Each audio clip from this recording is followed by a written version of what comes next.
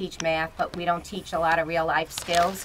So what I like to do is take the individual, right now I'm dealing with a bunch of like children, well, I won't even say children, young adults, between 18 and 26, and kind of talking to them about credit, what's important to do, student loans, and just explaining the process. And I think having to do with Section 8, a lot of times you could help people early on and get them in a better position and then help them. How can they contact you?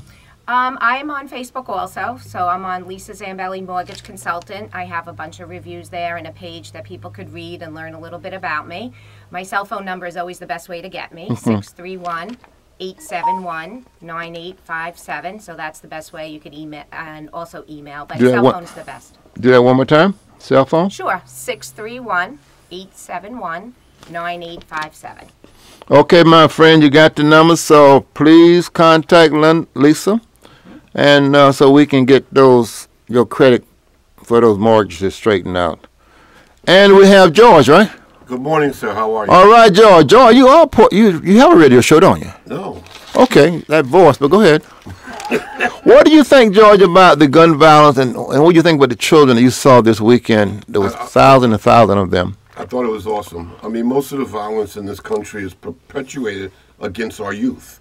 And for them to stand up and take a stand, I mean, the problem is, one of the major problems is the people that's complaining about what's going on aren't the ones that's going out and vote.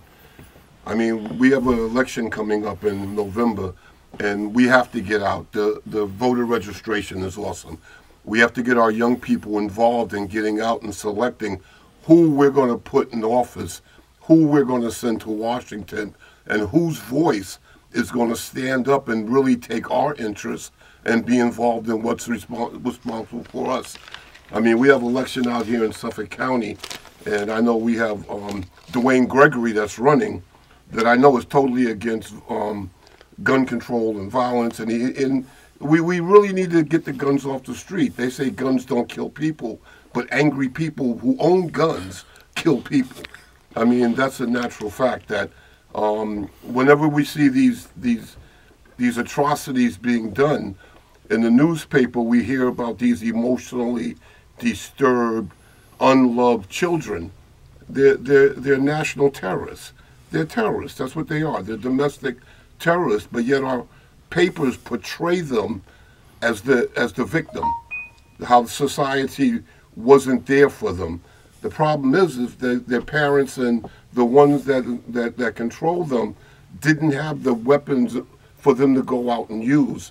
A lot of these deaths would never have happened. Amen. I met George, I think, in his church, right? Right. At a Sunday morning service, right? I met you, didn't I? Correct. I'm a minister and the president right here at of the men's ministry right here at Hollywood. Yes. The old brains is coming back. I remember coming to the service at 8 o'clock in the morning, wasn't it? Correct.